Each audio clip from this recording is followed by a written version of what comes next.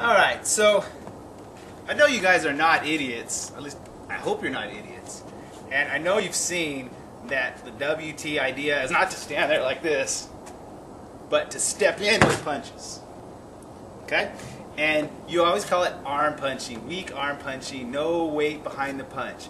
And I'm just struggling with this idea that there's no weight if the body's moving forward. No weight. I don't understand that.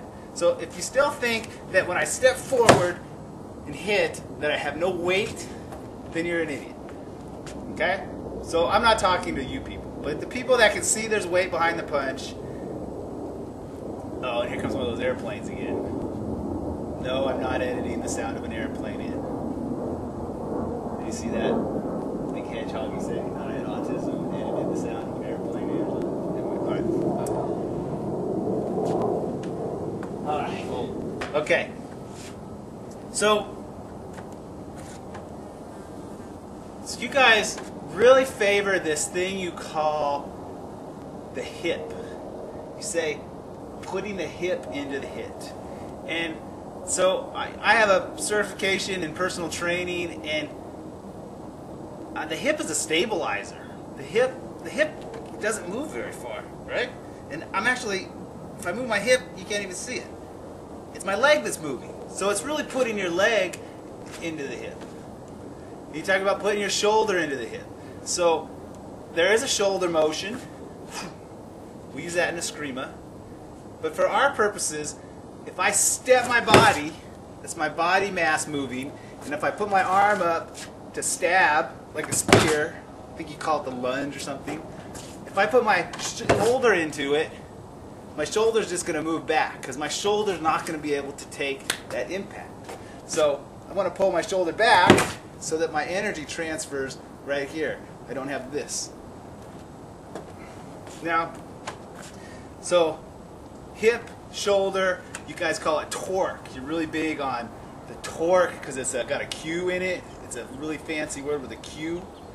And maybe some of you understand the spinning around an axis and the change of the radius generating force.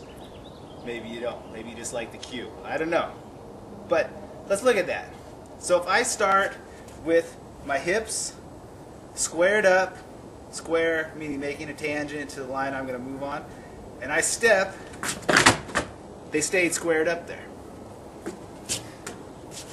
But when I step with a Wing Chun hit, now I've landed with my hip forward. So my hip has moved this far forward in my step, which is actually farther than it moves when you guys do your boxing technique. So we actually are putting our hip into it.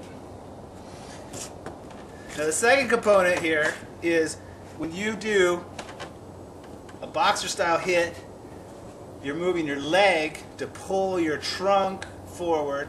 There's a leg drop to generate that torque. And you're pushing with the back foot. What we're doing, we're pushing with the back foot to step, and we're pulling with the front foot when we land to pull that hip forward. So we're doing a little more. We're pushing and pulling, so we're using both legs. And we're dropping. Now, I mentioned we do that second, not first. So let's look at that. So if Noob here has got a punch, and I step out to hit, I've turned right here. Now he glanced against me, but now he's turned because of the way the wedge works. Okay?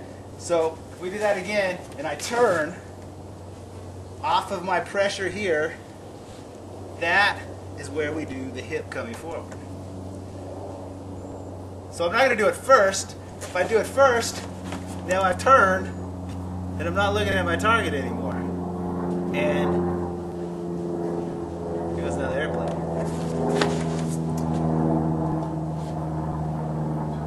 So our first maneuver is more like what you guys do as a jab for getting your space, getting everything set up. And then once you get it set up, you bring this into it. So we're doing the same thing. I'll just do it against him. He's going to be in a static position so you can see what I'm doing. So I step out and then in. The second hit. Right? I do it with a kick, and then I come in with this one. We're just doing it on a straight line. so that both sides are equal. What's the other thing on there?